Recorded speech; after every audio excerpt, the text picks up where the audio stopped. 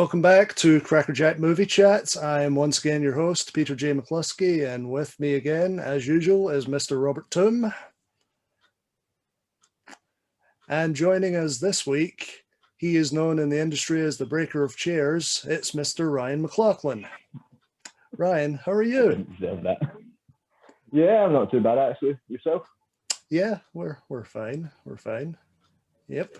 So it probably looks like you're stepping in for Danica Raven here tonight, Ryan, but the actual plan for these episodes, if we can reveal, has been that the four of us would be on together, but it just so happens that today, the first time that Danica hasn't been available is the first time you've happened to be available, so it's worked out. Sounds like we don't like each other at this point. It could mean that, we will see. I'm actually starting to think they're the same person. We've got the same hair at this point as well. Yeah, definitely.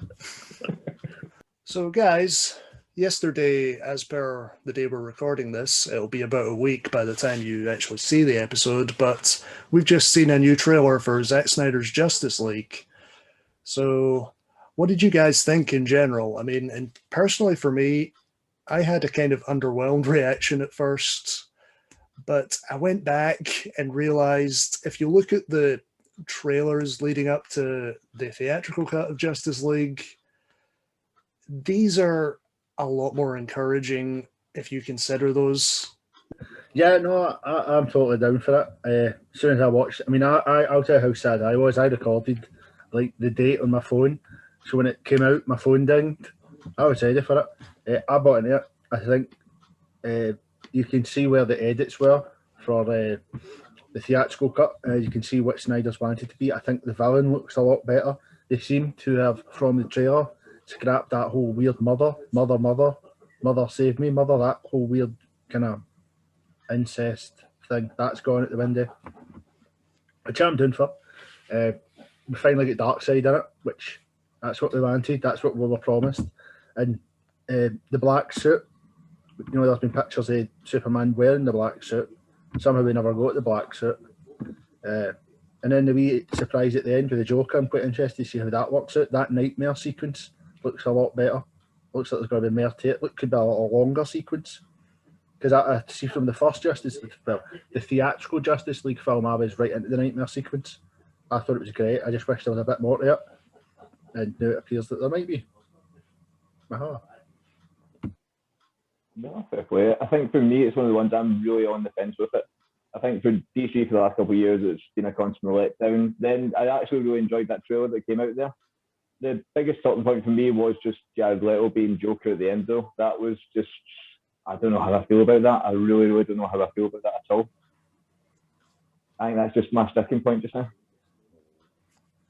Yeah, from my point of view, I was actually kind of encouraged by the way they used Jared Leto in the trailer. Like when Snyder said he was bringing Jared Leto back, it was kind of, oh, this is like, it's just going to be a pile-on of stuff that's unnecessary. But seeing that they're going to use the Joker as this kind of like negative voice inside Batman's head, that's more encouraging than just shoehorning Joker into the plot for me. Yeah. Plus, I think it shows you that Cyborg's dad actually bites the bullet. Because I know in most comic adaptations and animated, his dad dies. I don't know why I'm so chuffed that somebody's dying, but that's the way it's supposed to be, and I want him to die. He must die. Plus, it makes more sense because I think in the original trailer, before they cut it off, the line is there's no Kryptonians, no Amazonians, but yet in the theatrical cut, like the Amazonians didn't really, they could have still fought. Whereas in that trailer, it looked like he cut right through the Amazonians, like proper without even a struggle. So the villains look better, they look a lot stronger. Again, getting rid of that mother rubbish. I'm happy with that. I'm down with it. I'm in for it. I'm all about it. Bring me Ben Affleck and Henry Cavill and Gal Gadot. Yeah, I'm kind of surprised they've actually showed the black suit in the trailers as much as they have for Superman. Like, I almost thought that'd be something Snyder would discuss in interviews for ages, going, yeah, it'll be in there. It might be in there. But they're quite outward with it, which don't know if it's kind of over nervous of Warner Brothers' part to say, "Oh, we're giving you what you want. Don't worry, please watch the movie." Like, I think it'll be interesting to see who actually brings Superman back, because I know in the theatrical version it was Batman, but there has been the hints that this could be Darkseid and Superman might be a bit of a villain for half the film. Maybe I never knew that. That was originally the plan, I think. I mean, they do it, cool. They don't, whatever. I hope they do it. They better do it. Oh, I want it. I'm more interested in the idea you're pitching now than anything else, because that was the first time I'd seen the trailer yesterday. I wasn't watching the other trailers leading up to it, but no, I had no idea that. That was, I think, is it the animated film Justice League War? He gets captured and he gets turned into. They try to turn him into a villain, and Batman, obviously being Batman, saves the day, because why not? Because it's Batman. Well, as we've said previously, we're all kind of in a theoretical zone right now, because being here in the UK, we have no idea how or if we're going to be able to watch this on release. So there's rumours we might get a Blu-ray when America gets it on HBO Max, which would be nice. Yes. Yep. But hopefully we'll have news on that in the next few weeks. I mean, we're only, about 5-6 weeks away from this dropping. So yep. It's HBO Max, isn't it? Which we don't have an equivalent here in the UK, so it's kind of a void at that point. There must be some sort of streaming site that will make a deal as well for the UK. It's such a big market. Yeah, because I think HBO Max is supposed to be picking up quite a lot of stuff now. It's meant to be like taking the lead. Wants to challenge Disney Plus. So yeah, that's basically the position we're in right now. We hope that we'll be able to watch the Snyder Cut in a few weeks, but if we're not, maybe we'll just employ the Robert tactic and read some plot summaries and talk about this is a horrible decision. Yep. Yeah. So guys, this week we want to introduce an alternate to basic movie news. Like, we were going to do this anyway as an alternate because we had no movie news to talk about, but then the Snyder Cut trailer came out, of course.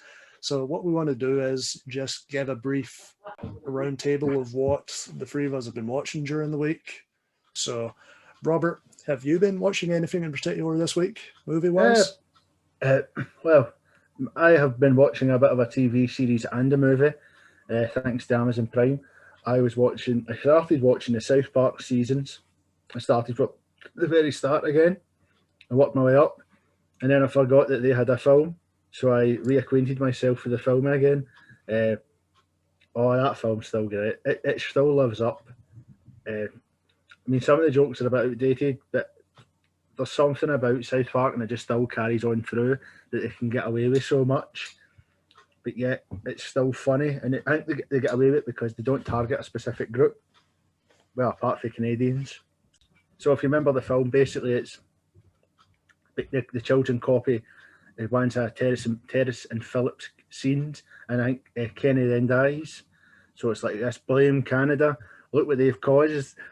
And it's this whole how America's going to go to war with Canada and how the children are trying to save Terrace and Phillip.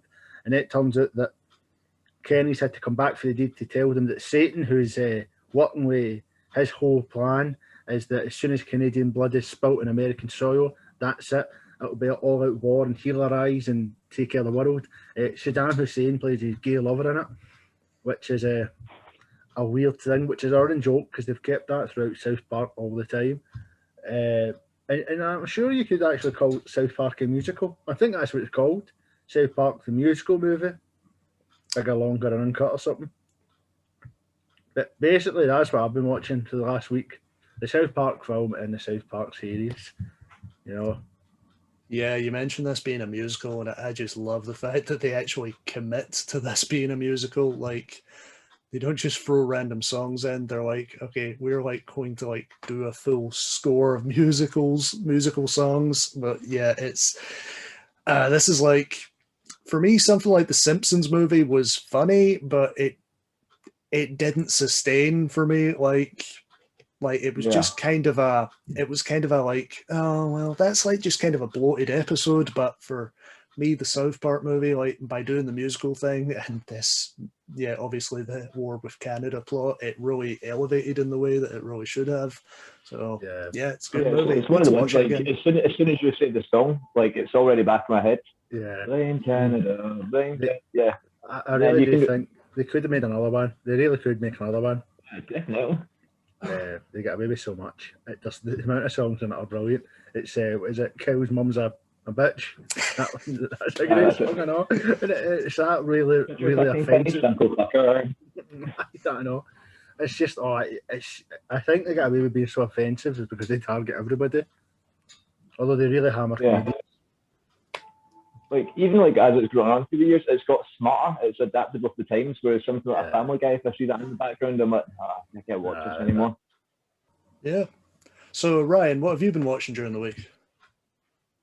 So I've tried to get into watching Teachers. It's an old Channel 4 program. I've just been going through Channel 4 programs lately, just trying to see like what I can watch from the past. And it's one of the ones I think because Teachers is such a slow build at the start, so I'm just kind of wading my way through the shape to actually get to the good bits. But the further into it you get, it's actually quite decent. But film-wise, I think what I've watched 2 films this week. I've watched the Sonic the Hedgehog movie, which was actually really good. I'm going to put that out there. I didn't expect it at all. Like, I like the cast. I like James Marsden. Like, when I heard Jim Carrey, part of me was kind of like, oh, I'm kind of over Jim Carrey at this point. But I think that's just rejuvenated his career. Just like, have you seen that at all? Or I haven't seen it, but I remember seeing the poster for the Sonic movie, and like, given that it just said like it just had Sonic and Dr. Robotnik on the poster, and then like obviously the names Jim Carrey, James Marsden above it. Like, I know that James Marsden's playing a human in the movie, right? But it immediately made me think, oh, James Marsden's voicing Sonic. Oh, his career's fallen. Like, but yeah, I thought the same originally. It's like, yeah, it's like, one of the ones like for me, Sonic was like a childhood game growing up, and then when they announced they're making a movie, it's like, oh no, there's that skepticism involved in it. But then when I actually watched the movie, I'm like, I hate that little hedgehog. It's actually made me want like love Robotnik. What a performance for like Jim Carrey in it. Honestly, like some of it was improvised. I heard as well, like his whole like evil dance sequence, but you definitely give that a bash if you haven't, because once it came out, I think it was at the same time as the Harley Quinn movie, and I think everyone expected the Harley Quinn movie to like just go through the roof and Sonic to bomb, but it was vice versa. So this week I thought, you know what, I need to actually give this an attempt and watch it. But honestly, I hated Sonic the whole way through. I could have just watched a film of Jim Carrey, which is rare to say in, let's say, 2021. Yeah, I'm not sure how much of it is bad work he's been doing so much as like what has he done in the last 10 years? Like, well, he's been disappeared. Up pretty more serious roles, isn't he? Because he was in The Bad Batch, which was a Netflix original film. So, but he was in it for a lot. He was in it for like a 20-minute period, I think. Unrecognisable. It was weird. Yeah, because for me, I think his career died pretty much after the number 23 when he tried to be properly serious, and then when he's gone back into trying to be Jim Carrey wacky, I don't know if it was like Mr. Popper's Penguins and stuff like that. It just wasn't the same anymore. He just wasn't the same person. But this is just like watching him for like 20 years ago, which is, yeah, it was actually really enjoyable. I didn't expect to see it in the slightest.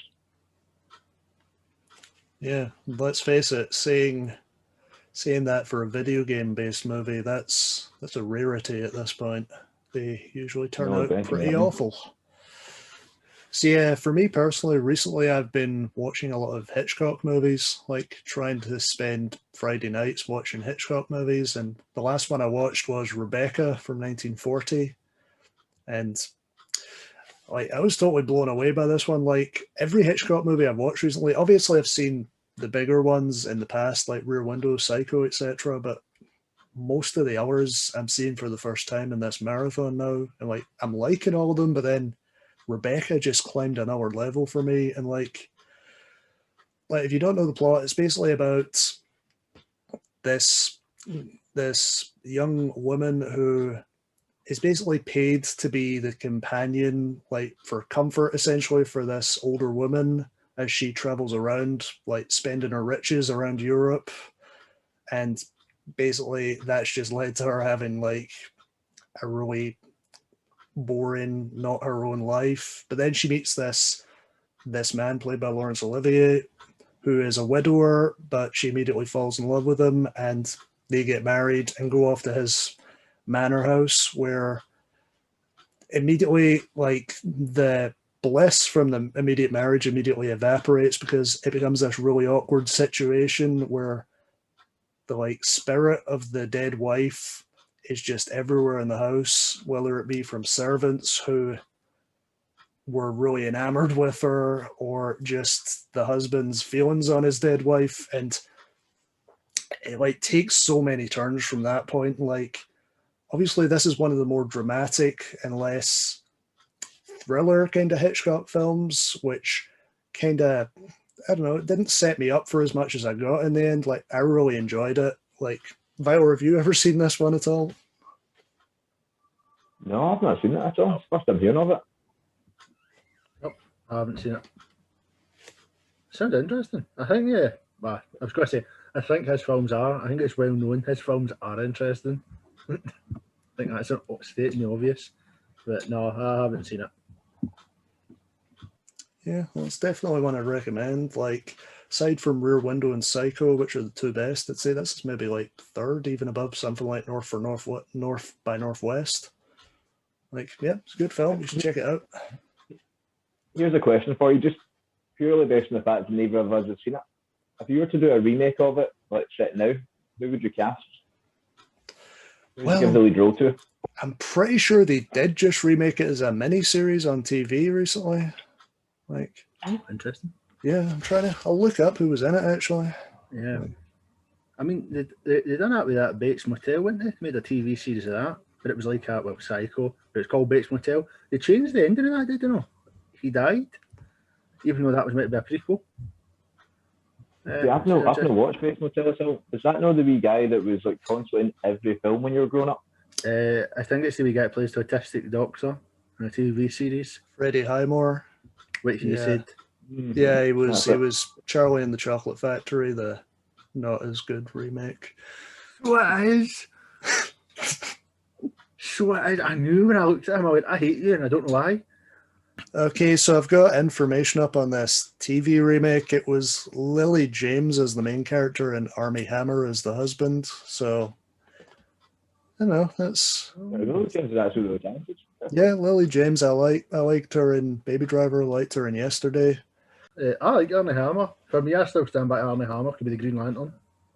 Could be. That'd be decent. I'd like them to go with the John Stewart Green Lantern, personally. No, the only reason I say no to that is because it's going to end up with Idris Elba, who I cannot stand, or that twat for Too Fast, Too Furious. Oh, Tyrese Gibson. Yeah, they've been saying that for ages. That's not right. He's not right for that. I would have said Anthony Mackie, but he's tied in with Marvel. The other fella's new Blade. Good choice. Aye, the other guy that maybe like Blade, but new, well, the guy who's new became Blade. I forget his name. Mahershala Ali. Yeah. No, I'm kind of. No, I'm not. I don't really like John Stewart as a character anyway. I always preferred the. I've just forgot the Green Lantern's name. Hal Jordan. See, for me, if you have the Hal Jordan, that's too similar to Barry Allen's Flash for me personally. Like, yeah. I think that's why I feel like you need to go with John Stewart if you have Barry Allen. Although, let's face it, the Barry Allen they have in the movies, that's not Barry Allen. That's the comics, no. But yeah, different. It's a weird one. I think the Green Lantern, because the timeline looks so different. Like Batman is so old now, and I feel like Hal Jordan's your starter for the Lanterns, and I feel like the way it shows you with the Lanterns already fighting on Earth, I feel like we've maybe already had the Lanterns. So I'd go with John Stewart in that argument. But I just want Armie Hammer. Sam Worthington. So yeah, Rebecca, it's a good film. You should check it out, and obviously I'll update you on any other Hitchcock films I watch in the near future, which there will be a lot of them, but any that particularly stick out, I will give a little update on. So yeah, if we can move on to our main feature. Tonight, what we want to do is highlight films that we loved in childhood, whether they are still classics, whether they don't hold up at all, or whether no one's heard of them whatsoever. So, Robert, I think you're first with your first pick. Now, I know you've chosen to just kind of go for 3 films you love in childhood rather than going with the regular criteria, but yep. Yeah, that's fine. Go straight ahead. What's your first pick then? My first pick is the Mighty Morphin Power Rangers movie. Now this came out in 1995, and I was born in 1993. I was born December 1993. I think the film came out about July something, so I was about a year and a half old. Obviously, I'd seen it after that. I love this film. I loved the Power Rangers when I was younger. Obviously now I'm not sitting them, being 27. I don't sit and scream, "Oh, it's Power Rangers Samurai," or the Ninjas, or Jungle Storm, or Dinosaurs, if we're to know them now. I loved it. Basically, the way this film goes is, you could argue now, is it basically just a normal episode made slightly longer with special effects being better? And you know what? It probably is, but that's what you wanted for the Power Rangers. And I love the Power Rangers. It's just so cheesy, tacky rubbish, but it's great. So basically, the film is, at the start of it, they're going for a charity like skydive, and it's basically just an attempt to show like how cool these teenagers are. They're so wacky, they're so zany, they're so skillful because they can is it skyboarding? You know that effect when you put like a snowboard but you're in the sky? I think it's called skyboarding. And it's basically that, and they've got two idiots with them. If I remember the two idiots' name I've marked in here. Hulk and Skull. Yeah. That's it, just as I like to well done. They were like the two baddies, but they're idiots, they're only really villains. They land in a construction site where they found this mysterious egg, and the egg turns out to be like the prison of Ivan Ooze. This is where it gets great, right? So stuff happens that night. Lord Zed, Rita Repulsa, Goldor, and Mordant arrive. What villain names? I love these villains. And they're waking them up, and then Ivan Ooze had probably got the most charismatic villain I've ever seen. Show me a villain. People say, Ultron's charismatic. He's got nothing in Ivan Ooze. Nothing. Ivan Ooze is the original charismatic OG villain.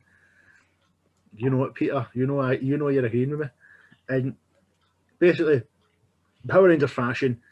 Is it Zordon? Zordon. I always keep getting his. I always keep what I call him Zordos for some reason. Zordon, which is like the Power Rangers being. He explains to the Power Rangers that 6,000 years ago, Ivan Ooze was ruling Earth, and he defeated him with another young group of warriors. And now these are the new warriors that've got to save everybody. So fashion, they go there, big and strong. We'll fight him. She brings out the Ooze enemies. They have a big fight. The fighting scenes, by the way, for a kids' film is pretty good. It's all zany kicks and big backflips and nice up-tempo music playing, bit of funny comedy with he's getting squashed then coming back out and the Ooze.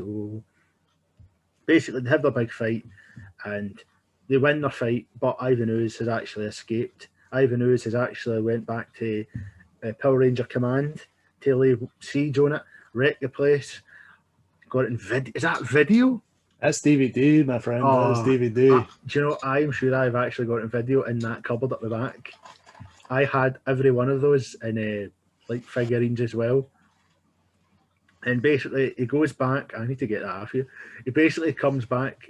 They go back to the Power Rangers Command to find out that Ivan Ooze has wrecked the place and that Zordon is actually out of his, I say time capsule, but it was like a time sphere. It's like something that basically kept him alive. They've now lost their powers because he's dying, so it's the classic, oh no, we've been beaten, what they're going to do. They get sent back, they get sent to some moon where it's like the power of Power Rangers is. I don't know the moon's name off by heart. So it shows you that, and then while they're away trying to recover their powers, it shows you Earth. And I think, if I remember this rightly, Ivan Ooze is selling, is it like cereal or it's like some product he's selling? It's like capitalism. It's brainwashing all the adults to go and work on this construction site to build this big evil machine. And so it's just showing you what's happening on Earth while they're away on this moon. So they're on the moon basically just like, I think they've got wee ninja costumes on for some reason. This is like their trials to become Power Rangers again. They're fighting, which if I remember rightly, is it like birds or bats? And it's like bat people. Yeah. They're like crows. ninja crows or something like that. Yeah. They're fighting them, and then putting this out there for the 90s. We're talking now about unneeded sexuality in films. For a kids' film in 1995, if you remember, the woman that saves them, very scantily cladded, like wee white costume on here. It was unneeded. Very hot. She was basically Space Xena or something, right? Yeah. Aye, basically. And she saves them, tells them, you shouldn't be here, it's dangerous, blah, blah, blah. They tell her, but we're here for Zordon. And then obviously that works anywhere. just say, I'm here for Zordon, and it's like, oh yeah, sure you are. And basically they go for a trial. They tell them that you are the bear, you are the wolf, you are the raven, tiger. There's one more I'm missing. I know for a fact I'm missing. Frog. Yeah. Was it a frog Power Ranger? I never watched Power Rangers growing up, I'm not gonna lie. No, it didn't turn into that frog. It was based on their thing. It didn't just become a frog that ribbited. I'm sure it was. I'll find out later on. We can come back to that one. But they basically become their animals. I'll give it a bash. I've not got it in my notes. I thought I did. Basically, they become their animals and they get their power suits back. And there we go. Oh, cool. Let's go back to Earth to save the day. They then do the classic Mighty Morphin Power Rangers, where they all get in their big, massive. These things appear at nowhere. No one builds these. They just appear as big giant wolves, big giant ravens, bears and stuff, and tigers. And they a fight frog. Ivan. And a frog. Can't forget the frog. They have their big fight, and then it's they have to do the Mega Morphin, and they all join up as one. And then basically they beat Ivan Ooze, blah blah blah. The end. But it's so 90s, it's so children, and it's just fantastic. I mean, I think the film did get a bit of a bad reception, but I mean, what can you really critique a children's film? It's got a bit of a cult following now. I love it. I do. That's great. Yeah. I tell you right now, if it was on Amazon Prime, to know Power Ranger stuff is very hard to get now. Power Rangers, it's like Netflix was showing some of their stuff. I think they've pulled it now. I think Amazon's the same. It's very hard to get their hands on that. I feel like Power Rangers keeps changing hands, not just from distributor, like from central company recently. Like I know Disney owned that for a while, but Disney got rid of it, which is so weird for Disney to do. It always seemed like one of these. You'd either like Power Rangers or you'd like Teenage Ninja Mutant Turtles or Teenage Ninja Mutant Turtles. That always seemed to be the thing. I don't know why. I hated those turtles. No, Power Rangers. It's one of those ones. It's great. I mean, does it hold up now? Probably not. I don't think it does. That's probably why it's a cult classic. I think some people will like it. I mean, I could go back right now and watch it, and I will go back. I will find a way to watch this. If I have to break it into Peter's home and take that DVD, it was called Dead Hands, and scream for Zordon, I will. Ivan Ooze, honestly. Do you know what, and for personal reasons as well, I loved it.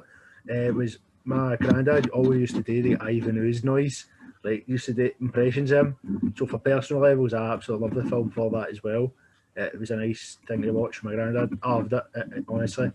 That's how it's so childhood for me. So great. Go to him.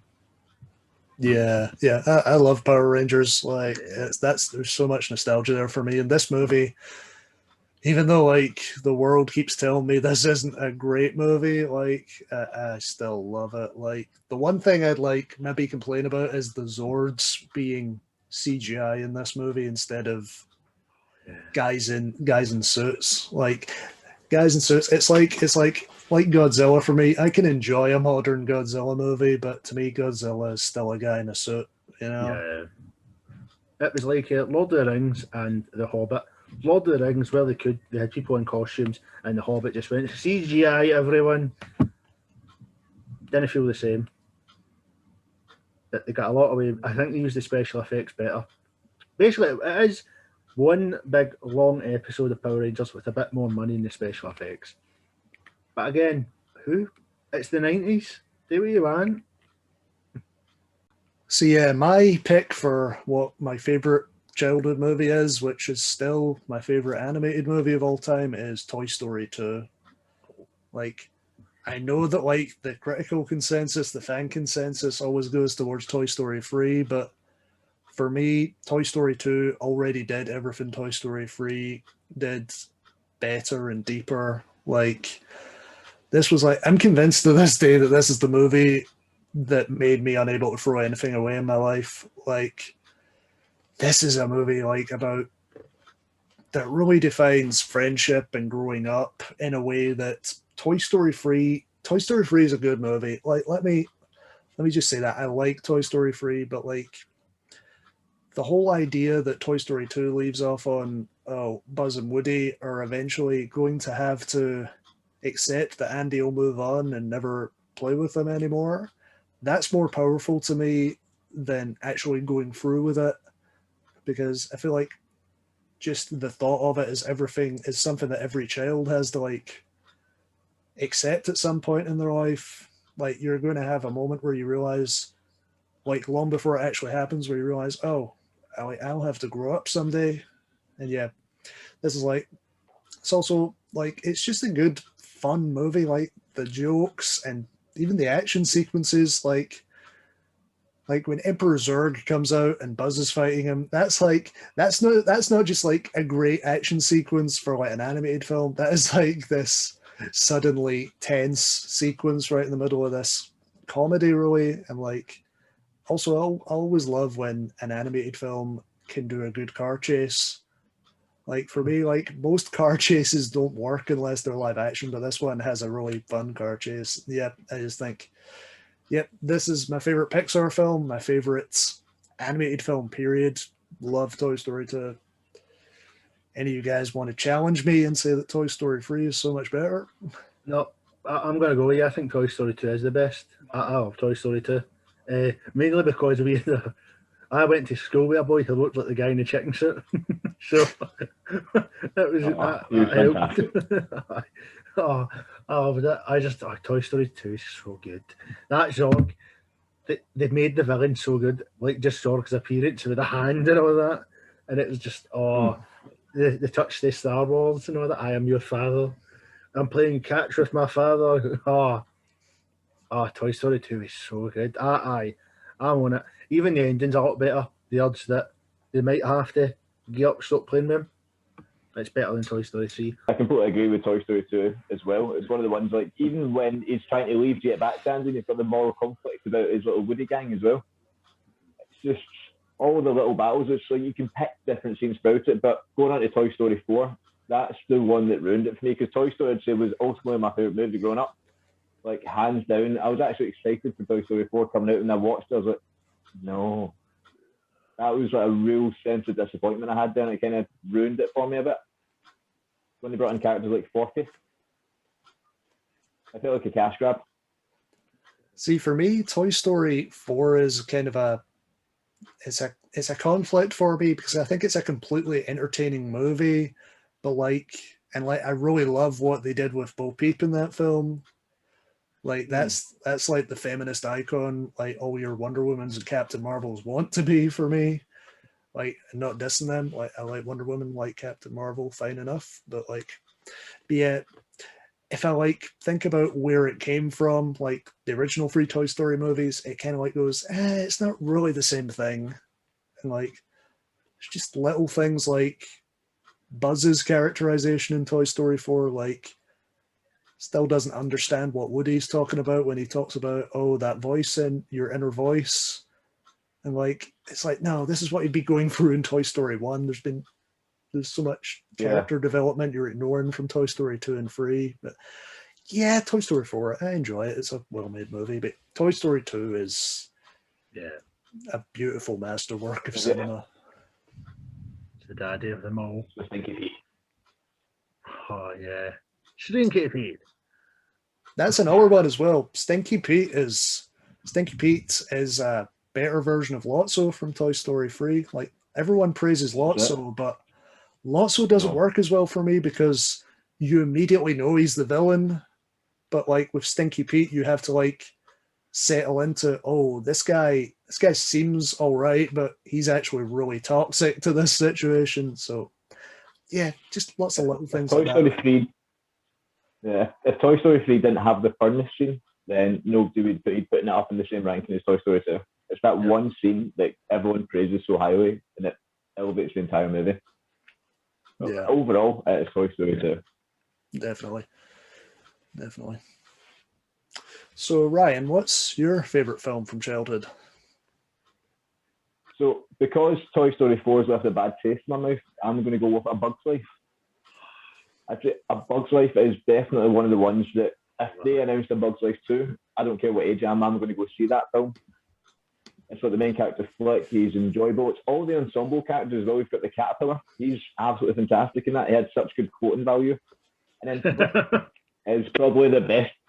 Flick is the best villain I've seen in a kid's film. Sorry, I'm sorry, you in that one. Just when you say quotable, all I went through my head was, I'm a beautiful butterfly. Right off the bat. Oh, he's so good. I loved him so much. I loved him. And then even like when you've got like Hopper, the villain, he doesn't think he's the villain. He thinks he's right the whole way through it.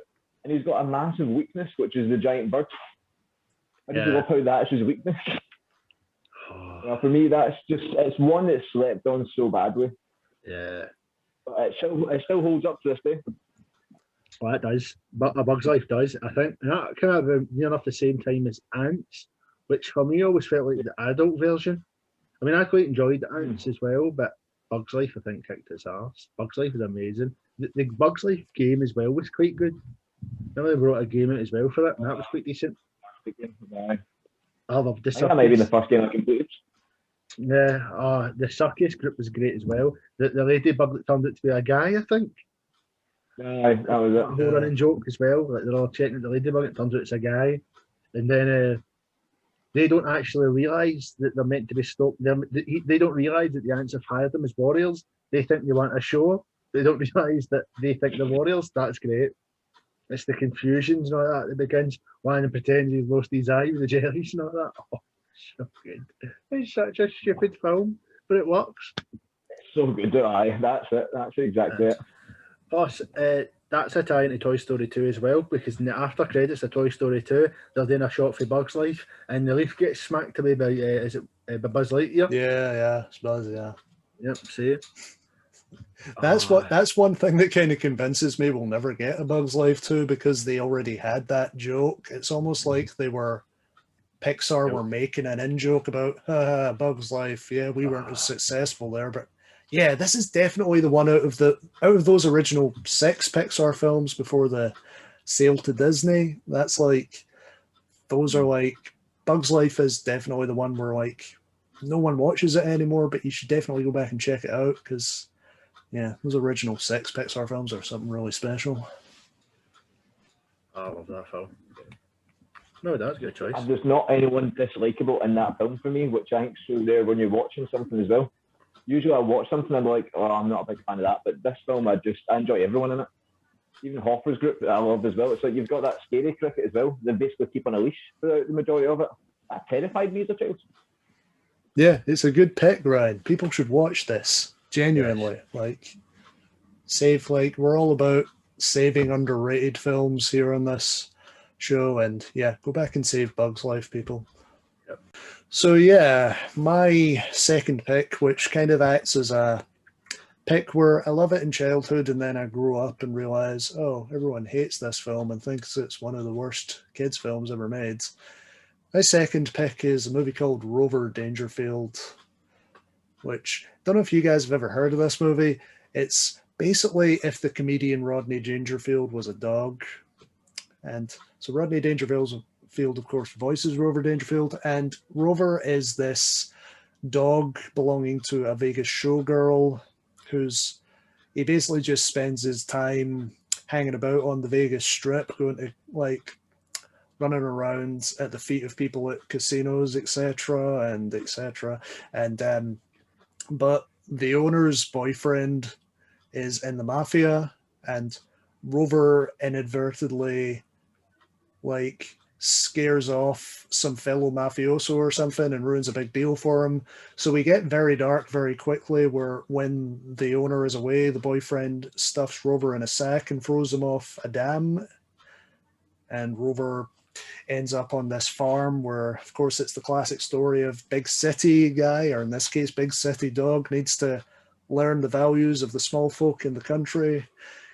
And it's a strange film, but it has so much nostalgia for me, lots of dark tonal shifts, where, I don't know, the farmer thinks Rover is responsible for the death of some of his chickens and takes him out to put him down, shoot him, but then Rover saves the farmer from a wolf attack. But yeah, I always found it a charming little film, and it's got good jolly show numbers going on, and Rodney Dangerfield just playing himself as a dog.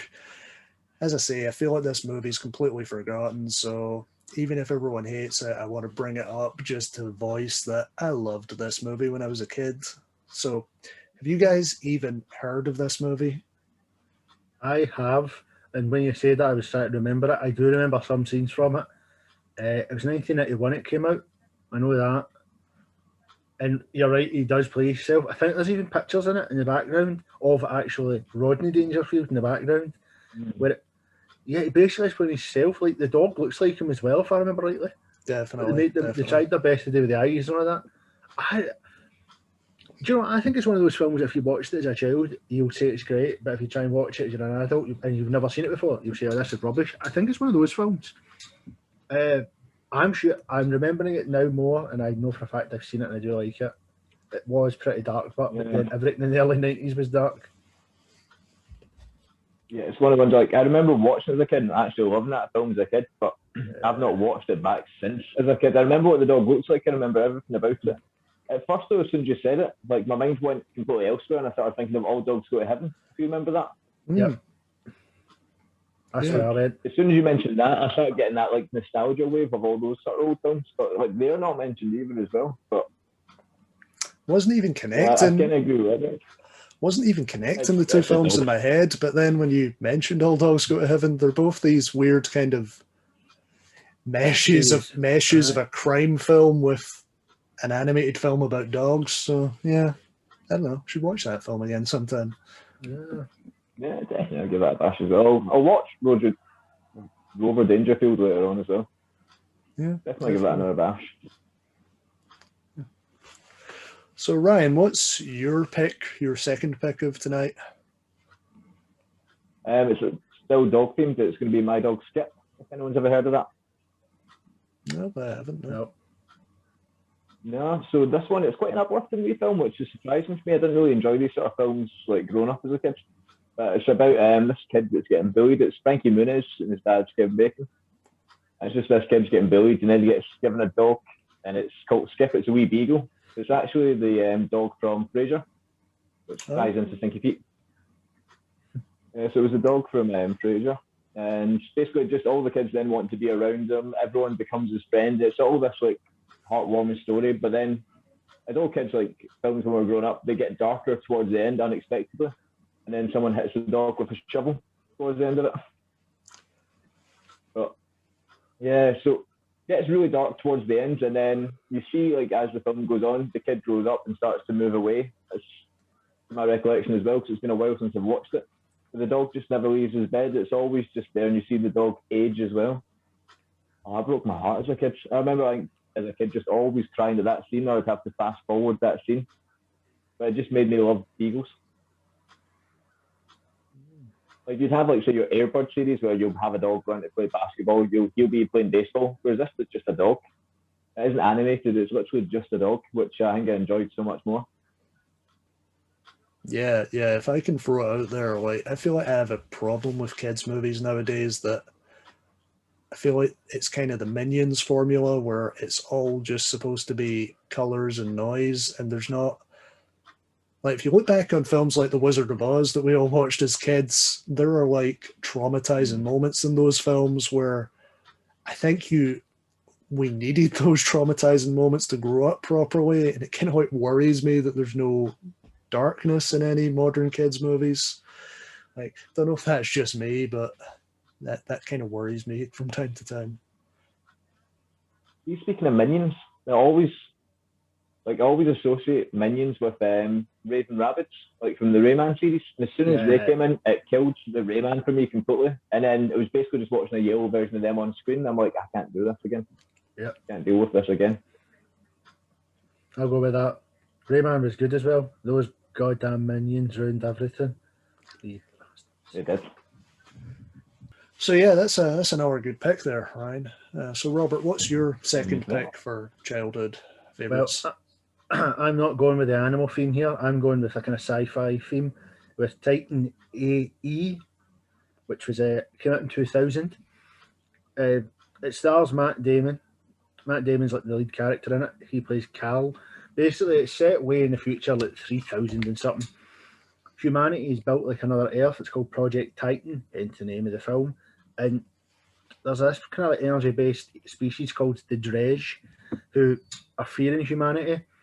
So when it started the film, basically, humanity's trying to evacuate because they're under attack from these space alien energizer things, fearing the fact that humanity's dominance of building new planets could overthrow them.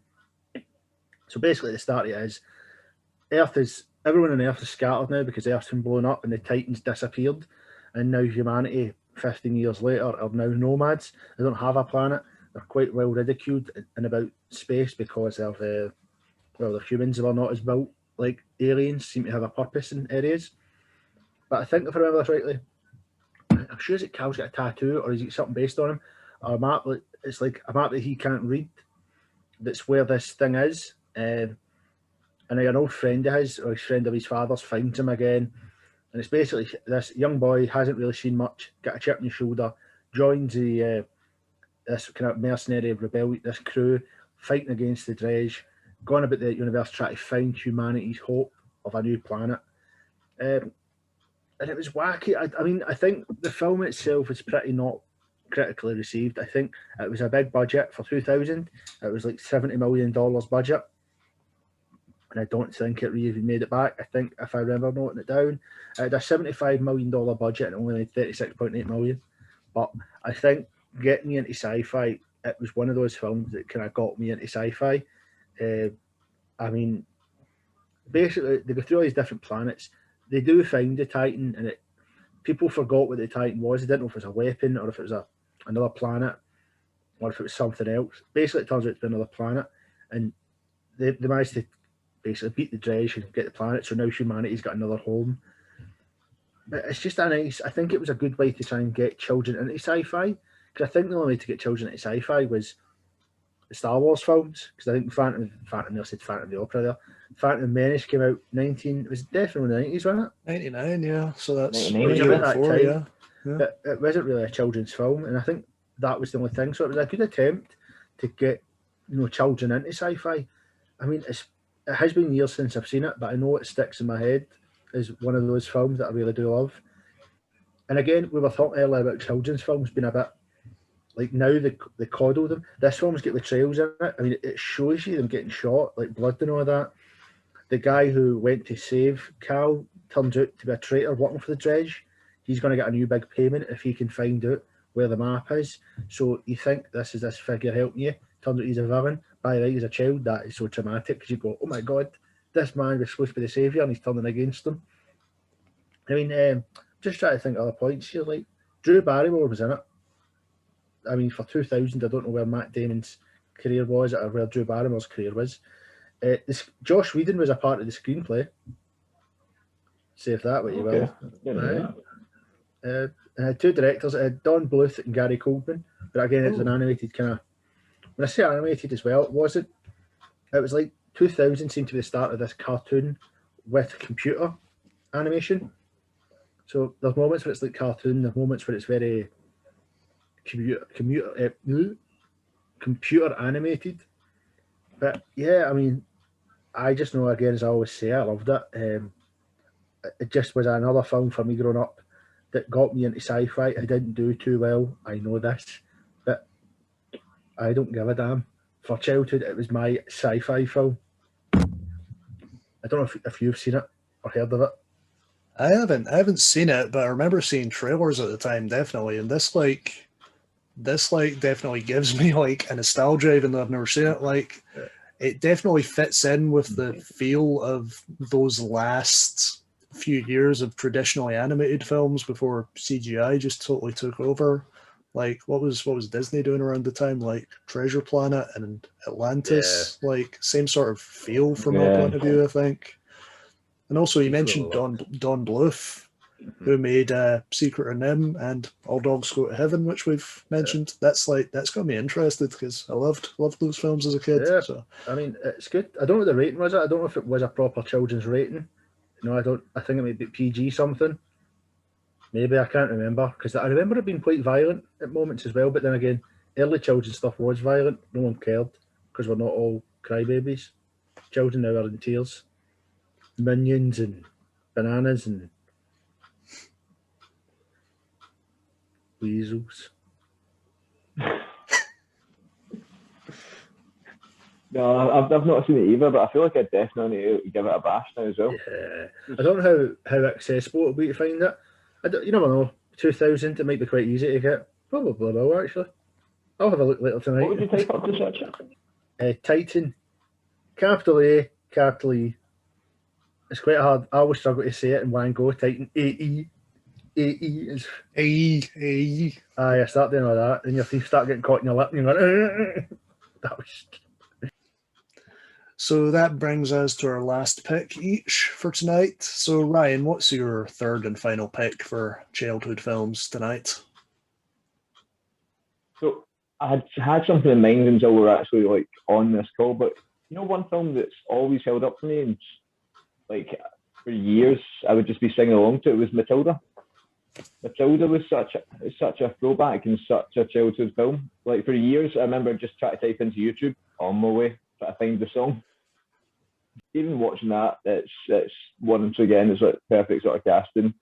And you've got Danny DeVito, which was just great. You've got the scenes with the hat and whatnot, and it's just a whole story of just being this unwanted child going to school, being like happy at school, then being, I don't want to say abused at home, but just not neglected, not looked after. Got such a nice teacher. And then you've got the principal teacher with the chokey. I mean, you can never forget the chokey. Looking back on it, there are so many like Roald Dahl movies that just have, from childhood, have stuck with me as favourites, like this, Willy Wonka and the Chocolate Factory, James and the Giant Peach, and yeah. I know, that would have been a good one. That's a throwback. That is a throwback. That's a throwback, man. 2000 was that? I want to say even like mid-90s. But that was a good throw. That's a good. Oh, James. Oh, that was a terrifying film as well. It was. It definitely was. It's weird how you look back on that and you wonder, why didn't I question why everything suddenly became stop motion, you know? Yep. It's like it was a live action little kid, then a stop motion little kid, and you just didn't question it until you got to a certain age. You're like, that was a weird film. Yeah. Matilda was simple. Matilda was a simple film. Even the stories behind Matilda, with Danny DeVito taking in the wee lassie that played Matilda. Well, her mother wasn't well, and her mother actually had passed away just after the film was released. All the stories like Danny DeVito playing a really angry guy, even though Danny DeVito was apparently the nicest person you can meet. What is it? I'm big, you're small, I'm old, you're lit, or something like that. Whole wee bit is great. Right, yeah. Yeah. And she messes with his hair by putting the glue into the hat and all that. Oh, because he was a crook. Yeah, I've been thinking about this movie recently. It really is the kids' version of Carrie, isn't it? Like, yeah, just in the whole setup of the thing of this little telekinetic girl who is getting her own back on all the negative figures in her life. But yeah, I love both movies, but for totally different reasons. Yeah. Yeah, Eat the chocolate What's the main girl's name again? Mara Wilson, I think her name was. Yeah, I think that sounds about right. Yeah, she was really good for as far as kid actors go. It's kind of a shame. I think she's maybe come back in the indie scene recently, but she didn't do a lot for years. Yeah, Matilda, that's a great pick, Ryan. That's an awesome pick. Like, maybe we should just do a whole episode on Roald Dahl at some point. There's so many of those that hold up as great kids films. Give me to watch James and the Giant Peach. Yeah. Cat in the Hat. It's Dr. Seuss, dude. I'm sure it is. I want an episode based on the Cat in the Hat as well. Cat in the Hat is just an underrated film. Witches, then. That was Witches. That's the other one I forgot to mention. That one's amazing. I was going away with the Grinch and all that. I'm sitting going, that's not him. What? By which we mean the original Witches, not the remake. I don't think any of us have watched recently. Yes. So, Robert, what's your final pick of the night? Well, same as Ryan, I was struggling with my third one. I had Oliver, and when I say Oliver, I don't mean like the children Oliver. I mean, remember the one with the cat who played Oliver? Oliver and Company, yeah. Yeah, I had that in my head. There was a few other films that are kind of regular who's now forgotten, but I am going to go with Small Soldiers. Nice. Oh, Yes, this film is one of those ones. It came out in 1988. It's actually down here as an action comedy. And it's true because you could go back and watch it and go, "That's amazing." Some of the joke, what I think is the most perfect thing about it is some of the jokes at the start are like when you're younger, you pick up the children's jokes, but when you go older, you start going, "Here, wait a minute." Like, whoa, wait a minute. Wait a minute. That's quite an adult joke. Basically, it's a toy company that's selling toys. That's what it is. Hence the Small Soldiers. Oh, no, Small Soldiers. I call them toy soldiers. Small Soldiers.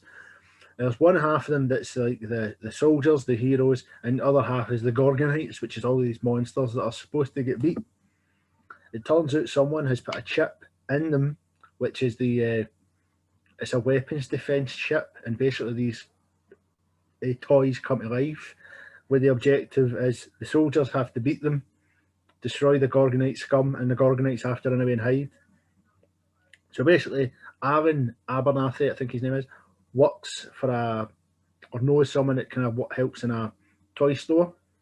He helps the delivery guy, if I'm rightly. Yeah, pretty sure it's his dad's toy store, isn't it? Yeah, and it's the delivery guy that he knows. He basically gets some of these toys away, and he isn't until he's sitting in his room and he notices that they're all moving. But this time, the soldiers are wrecked the toy store. And it's just basically how Aaron has to save the Gorgonites. We are the Gorgonites. I am Archer, leader of the Gorgonites. Away from basically Major Chip Hazard, who is the leader of the villains. I tell you right now, you cannot hate these villains. And basically just ends up a big battle in the street, and all the neighbours think that they've just turned the music up because this couple that's hiding have got like new sound systems. So there's a big fight in the street and no one seems to know what's going on. But I mean, what happens is basically one of the chips die as well. One of the soldiers, who I think is, because it was Clint Walker that played him, Nick Nitro, dies. They use his chip and they basically find all sorts of these what they call Gwendy dolls, which I think are like Barbies, which is Kirsten Dunst's dolls, because Kirsten Dunst starred in this film. Would you believe it? She is. And they basically turn her dolls into more soldiers. So not only are they fighting hundreds of these toy soldiers, they're now fighting these things. It just ends up a ram in the street. It's amazing. I mean, the cast is fantastic as well. Like, it's got Kirsten Dunst playing Christy Thimble, Gregory Smith plays Alan, Tommy Lee Jones is Major Chip Hazard, Kevin Dunn is Alan's dad, Stuart, Jay Moore, David Cross are in it, Dick Miller's a delivery guy. I'm just trying to get through some people. Christina Ricci, she's one of the Barbie dolls, and Sarah Michelle Gellar is also one of the Barbie dolls. And you're building up to a big one for me, Robert. Like, I know Frank Langella voices Archer, but all the side Gorgonites are voiced by the guys from Spinal Tap, which that is so awesome. Like, I mean, it's such a good film. It's one of those films, you know what I mean? You could go back and watch it right now and you'd still love it. You'd pick up more jokes, because there's a joke basically when Major Chip Hazard finds all these dolls, and it's obviously the Gwendy dolls are meant to be like Barbies, they're meant to be like the best looking dolls. One of the guys turns and goes, "Bombshells, how about some R&R with these dolls?" Now, as a child, you don't really know what that means, but as you get older, you start to realise that R&R means the old military term of, can we go and have some fun with these dolls? But that's what I'm saying, the jokes you don't pick up on. And then I think when the dolls are alive and they're attacking, I know it's called Kirsten Dunst, I've forgotten about it, didn't I? Yeah. Kirsten Dunst. I always get her confused. I don't know why. I don't know how I get her confused with, but I do get her confused for some mad reason. They're saying all sorts of jokes to her as well, and they're trying to rip her boyfriend's pants off and all that. It's just, honestly, please tell me a better film. Honestly. I mean, I cannot believe I forgot about this. I love it. It's literally when you said it, I'm like, how did I not think of that as well? Because as soon as you say it, you can picture it all as well, like the scene of the sink and everything as well. Like, I don't feel the need to explain it all, because I know for a fact you must have seen it. Like, come on. Yeah, this film was directed by Joe Dante, right, who also made Gremlins, and like this is like a perfect companion piece to Gremlins for me. It's like they have very similar feels, and they're both like what I'm saying earlier. They're both cases of like darker elements in kids' films that I feel like, I don't know, they kind of set me on my kind of horror movie tastes growing up. And yeah, I love this film, man. It's like, it's just violent enough for kids to tolerate, obviously. And it's I'm trying to think of it now, like the kind of subversive humor you're talking about. Like, I feel like that kind of sets you up for something like RoboCop when you grow up. Like, it's almost like the young adult version of RoboCop, if you will. It's a great film. Yeah, Just so good that it's just, I could watch it all day. I could quote it all day as well. It's another one for me like Bug's Life. You don't realise it until you watch it, and before you know it, you just start quoting films. You just start quoting it. Yeah, that's it. I'm Archer, leader of the Gorgonites. all Gorgonites must die. All Gorgonites must die. A bit at the start, and they start playing. What is it? They drug the family. They drug one of the families, and they start playing the Spice Girls to try and like use the old military tactic to drive them out of their house because they can't sleep. It's amazing. It's just so stupid. I'm just thinking about when they've got when they've got Kirsten Dunst's little brother tied up, and then Tommy Lee Jones just says to him, "Son, you can either be a hostage or a casualty. It's your choice." They put the choppers in it. I'm certain they play Rise of the Valkyrie when they're attacking them with the choppers. I'm up at 90%. Oh, it's so good. Tommy Lee Jones was perfect for it as well. I didn't want the Gorgonites to win. I remember growing up not wanting the Gorgonites to win. No, the Gorgonites were a pain in the neck. It was all based. I think the Gorgonites were loosely based on those kind of. What is it? We were talking about the old monsters. Like the Universal monsters, yeah. Because there's that whole bit of Sanctuary, and they're all based on that. I think. Yeah, they're watching Frankenstein at some point, right? Yeah, on the telly, and the big one with the hammer hand seems to quote Quasimodo quite a lot. I love the one. I can't remember his name. Do you remember the purple one that just seemed to spin all the time? Yeah. Oh god, yeah. Yeah. He was actually the only likeable one, I think. Yeah, see, Small Soldier's another one of them. I did have a major Chip Hazard action figure, and you did. Whoa! I did. Like, I looked for those for like years. It was probably too late by the time I saw the film to like find them. But like, yeah, I had it, and I mean, I was born 1993, and that film came out 1998, so I was 5. I had one of those big green guy. I need to find that because I've got a feeling that may be off something now, and I'll cry if that's destroyed. Cry. Mainly so I can play it again. I feel like I might have one in my attic as well. That and like a hopper for Bug's Life. Like, I would not have thought of that until you said that as well. And I remember having all the stuff in my room as well, which is so weird. Yep. Great film. Well, that's me. I'm done. That's all I can talk about. I'm just gonna keep representing here, gents. I'm just gonna keep representing. Yes. Yeah. Yes. I think again, I've got that in video. I've got that in video as well somewhere. What a film. Yeah, my final pick kind of fits into the wildcard category. It's a film called Hoodwinked that I don't think anyone has heard of nowadays, because I feel like it did get a sequel, a really cheap-looking sequel more recently, but I don't think many people saw this when it came out, and it didn't get the best reviews, but it's something, when I saw it, it felt really different to me. Like, basically, this film is the Little Red Riding Hood story told in the style of Rashomon, which, if you know the Japanese film Rashomon, it's all about a crime, a murder that's been committed, and then you get 4 completely different accounts from the 4 different witnesses. So basically, this is Little Red Riding Hood, where the incident we all know has gone down, and now the police have descended upon the cabin in the woods, and they've arrested Red Riding Hood, the wolf, the granny, and the woodsman, and they're just interviewing them all, and they're all giving these different accounts of what actually happened. Like, for instance, the wolf was convinced that the granny was involved in some smuggling operation, smuggling like treats or something like that, and he's actually a reporter. So, and then the axeman is actually an actor who actually only had the axe because he was there for an audition or something like that.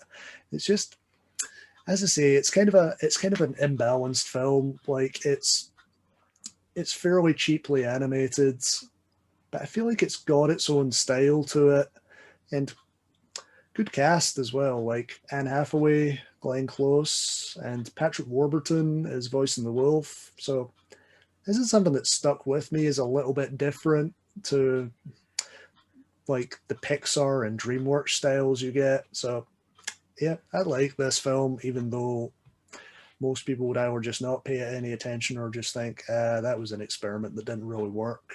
So you guys, Robert, I can see you reacting a bit. I'm guessing you've probably heard of it, but I've seen it. I actually liked it. No, I get the animation was a bit cheap looking. It was a bit grainy almost.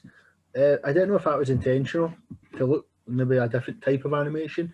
It did have a cheap look to it. I haven't seen the second one. I never knew they made a second one. I did not know that. I'm quite happy they didn't. I love the whole story of it. The fact that you think they're just investigating what's happened to the granny. Turns out the granny's actually a extreme joke sports. Yeah, she's basically the joke of she's Triple G. It's like she's like an old Vin Diesel woman. It's not Triple X, it's Triple G. And she's basically snowboarding trying to save the muffins or something like that. It's so stupid. And all of the villain turns out to be like the wee rabbit. Yeah. She's so good. It's quite modern as well, because you're right, the lumberjack guy, I think, Shel Snitchels, but he dreams to be an actor. He's not even a lumberjack. Is a wolf like a reporter and all that? Yeah, you get like scenes where the wolves like bribing sheep to like figure out what they've heard about Red Riding Hood and stuff. It's an off the wall film, but like it's so different that I just love this film. Like it was a good take, I think, on it. Trying to make a different take on a fairy tale story. I liked it. It's a good film actually. Yeah, Ryan, have you seen this one? I was literally watching the trailer in the background there with no sound on. I'm like, what is this I'm watching just now? I was trying to I remember seeing the picture of it. Like I had the picture like, in my head of it. Like I remember the movie poster. But watching the trailer there, I'm like, that looks completely different. It looks completely different from what I could have imagined it being. I didn't know it was going to be 4 different takes. And mostly I just want to, like, as soon as I come off this as well, I'm going to watch Small Soldiers and I'm going to Google the Snitchell scene apparently as well. I want to see this. But no, it was one I never watched. It was one I didn't watch, but I feel like I should have. It's weird when you see these sort of films as well, because it's, when you said like it's quite out there, I thought that was quite a well-known one until I actually looked at it on TV and I was like, I've not seen this actually. I've not seen this one. Yeah, it's one I just hear no one reference this film nowadays, and like, yeah, it was one that maybe just hit me at the right time. Like, I don't know, maybe I was like maybe 11, 12 probably at the time, but yeah, it just felt totally different. Yeah, let's folks watching at home, watch Hoodwinked, get Hoodwinked more visibility out there. It's a good film. Is that coming out sort of the same time as like say Shrek and that as well, or am I completely off there? It would have been like in the 5 years after that kind of 5 years after, yeah. 2005. Yeah, 2005. So I would have been 11 at the time. That might be why I didn't watch it, because when you get to that page, you don't want to really watch it, because maybe you want to watch something a bit more grown up. It's like you're too cool to watch that sort of thing. And that'll probably be why I skipped it. Well, the budget here was $8 million and it made 110. Yeah. Aye. So why has no one heard of this then? That's yeah. Why has no one heard of it? Aye. You're right, it's not a film I ever thought of it, but yet made a lot of money. It's got a good cast as well. Definitely a good cast as well. Exhibit was in it. Yeah. Watch Hoodwinked. Everyone out there, watch Hoodwinked. It is a good film. It's very different from what you'll see. Yes. I feel like when you say everyone out there watch this, it's just me, myself, writing a list just now like that. How have I not seen this? Exactly. Maybe a year from now, we should come back and compare notes. So yeah, those are our picks for this evening, but of course, we want to go through a few honorable mentions right now. So, Robert, you definitely have some, right? Yeah. So we mentioned it earlier before we started recording. I thought someone was going to pick it. The Black Cauldron. We were talking about that. Yeah. Myself, Ryan had picked it. I think you said when he's. Yeah, I was going to pick it until Matilda. Yeah, I put my name. I'd say that's a good shout. I don't know when it came out, but it was terrifying. The villain was proper scary in it. It was like old fantasy cartoon, wasn't it? You felt sorry for the wee Smeagol, is it? Like the Doug animal thing, Gurgan. I would say that the childhood film. Anyone else?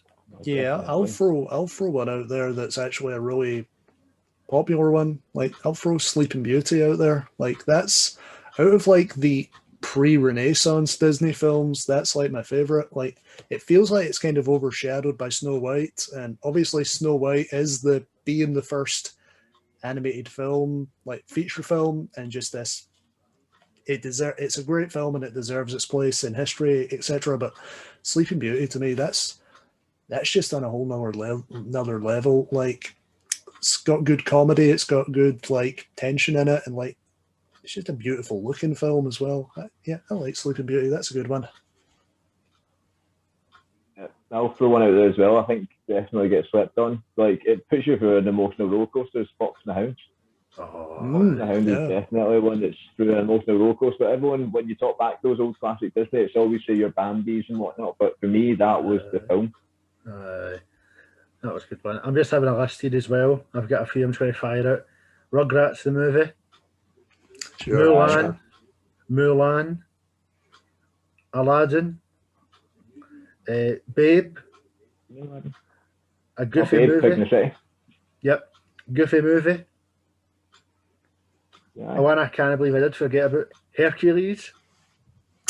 Yeah, I loved Hercules as a kid, but I don't think it didn't hold up the last time I watched it. It felt really disjointed. No, I never. Oh, really? Danny DeVito, though. Danny DeVito's fun, but James Woods is awesome in it. Danny DeVito's fun, but yeah, it felt kind of scattered. Space Jam. I rewatched it recently and it didn't hold up for me. It didn't hold up. Well, we're getting a sequel soon, so I guess I'll watch that again as well and have Ryan's reaction probably. But yeah, I loved that as a kid. I loved it as a kid. Like, I loved like the whole I believe I can play. I remember having the Space Jam CD and everything. But I think it's because I watched the Michael Jordan documentary, then immediately afterwards went on to Space Jam. I think if I watched those two separate entities, I would have enjoyed it. I've only got a few minutes to fling out. Hook, that's an underrated one. I love that. I mean, I'm just looking at this list. You know what? Dustin Hoffman as Hook and Bob Hoskins as Smee. That's like one of the best double acts of like the last 30 years, right? Yeah. Was it Glenn Close that appeared? Was it Glenn Close? Yeah, she doesn't even get. Does she even get a line? She's just like there with a beard at one point, and then they put her in with the scorpions, right? She cries. I think she's no, not the scorpions. Not the scorpions. Yeah, it's the scorpions. Yeah. Also, isn't David Crosby in there as one of the pirates? Yeah, he's in there in the background. Yeah. I mean, another children's film where someone dies, like proper stabbed, like Rufio. Yeah, that was traumatizing, man. Traumatizing. You've got the Iron Giant. Iron Giant. Iron Giant is beautiful. That is say that one. Yeah. I mean, I probably just started hoovering them up here. I mean, a few of these, can we dig out a few films? Can we all just agree that The Lion King's a bag of rubbish? No. I like The Lion King. No, Lion King's terrible. I did not like Lion King. My original two I was going to go on with was Lion King was overrated and Black Cauldron was my underrated. But no, I'm not a Lion King person. Yeah, not a Lion King person at all. Let's get it in there. Let's punch it right in the face, stupid lions. I will not participate in this because Lion King is. Maybe it's the Titanic of Disney films, where it's like it's this sincere epic, which it works for me. Let's just say that. I think it needs more time. It needs a lot more time at the start. I might agree with you on that. Like last time I watched it, it felt pretty fleet. Like, yeah, could have used more time. Sure, yeah. Oh, I've just thought another one. Tarzan. Tarzan, come The game was on. good as well with that one. The game is solid. It had a TV series as well. It was. Also had a TV Didn't series. they all get TV series around those times? Like Aladdin had a TV series, Hercules had a TV series. Yeah, I didn't know if Hercules had one. Did it? I think it did. I think it's like when he's a teenager. Yeah. Like yeah. Yeah, but Tarzan stood up. So yeah, guys, another good conversation. Ryan, thanks for finally joining us on one of these. No, that's absolutely fine. Surely I'll join at some point again. I'm sure you will, yes. So, yeah, we will be back again next week. And until then, have a good week.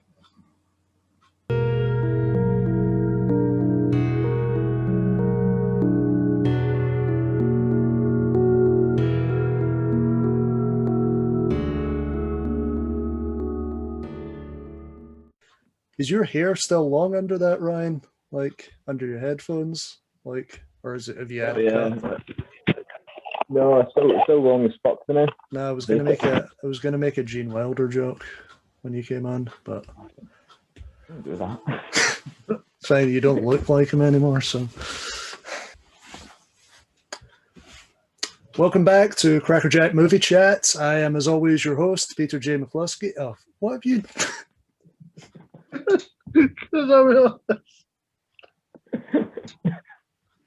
Sorry. I didn't mean that.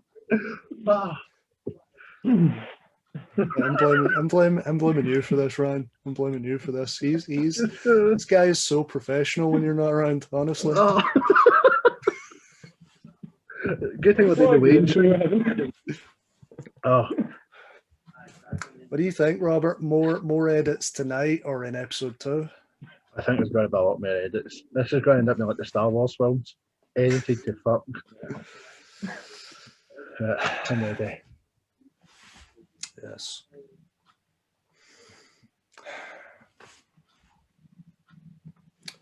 Welcome back to Crackerjack Movie Chat. I am one.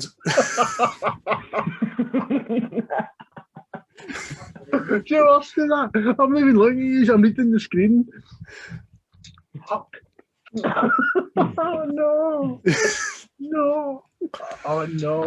It's too late at night for this. When you look, Joe, I'm actually reading the agenda. I don't want to start laughing. Right. What, did the word Zack Snyder just pop out at you? If I do this, does this look bad? You could look like you're thinking or something. I'll do that. Not you, Ryan. It just looks weird if you're doing it. You fucking cheeky guy. You broke my chair, Ryan. You broke my chair. It's not my fault. I'm so strong.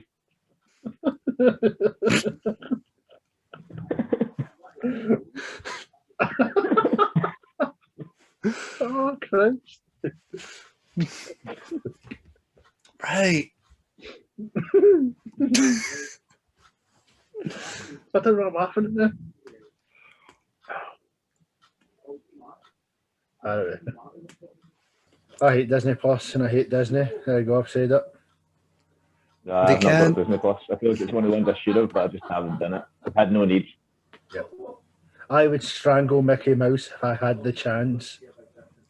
And I would watch you strangle Mickey Mouse. Yes. And that would lead us on to our children films. You're we have something else to do before we go into childhood films, Robert. You're really doing a genius job of foreshadowing an episode of just me and Danica talking about WandaVision at this point in a few weeks. Like, yeah. Are you even going to be on that episode, Robert? I think I shall. I've kept up. I know roughly what's happening now. I've not watched the episodes, but I have earmarked it, so I know what's happening. So I'm up to date with the factor that someone has appeared, but it's not someone, but it is someone. Right, now I'm up to date as Robert is as well. Yep. I think we can do a full review on this. That's why I didn't say it, in case I'd spoiled it. So I knew when I looked at him, I went, I hate you, and I don't know why. But Yeah, that was it. It was in everything you were watching when you were growing up. Oh, do you know that I hated growing up? Do you remember Artificial Intelligence, the wee blondie boy? Him and all, he was in everything. I hate him. Oh, I hate him enough. Oh, A few actors I hated growing up. Stuart Little. Yeah, he was a dick. Oh, you Apart from the talking fact he was about voiced by Michael the J. brother in Stuart Little? Yeah. You talking about Stuart Little? Wee arrogant mouse that is driving about. Who do you think he is? Twat. Imagine being the other Waynes in the office when they picked that rat. Exactly. What, would I look like a joke to you? What, I play football here, what's happening? What to do with this wee thing? I just went Army Hammer. Sam Worthington. Does that guy still have a career? I don't know who that How is. dare you? Avatar's keeping his career alive. Avatar 2 when it comes out. And 3. Mate, And Robert, 4. Robert, and those 6. those sequels are going to destroy James Cameron. Like he's Oh. good. He's going to be like He's 11. already destroyed. He's going to I be didn't 11 in bother with like in his Bubble. car at that point. I mean, I didn't bother with Avatar at all. I just knew it was a sci-fi Pocahontas. Still nice. But Yeah, it's a bit dull. it's not get Ben Affleck in it. We could talk about films.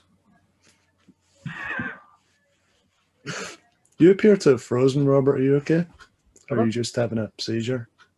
You seen him move, Ryan, or is he frozen for you?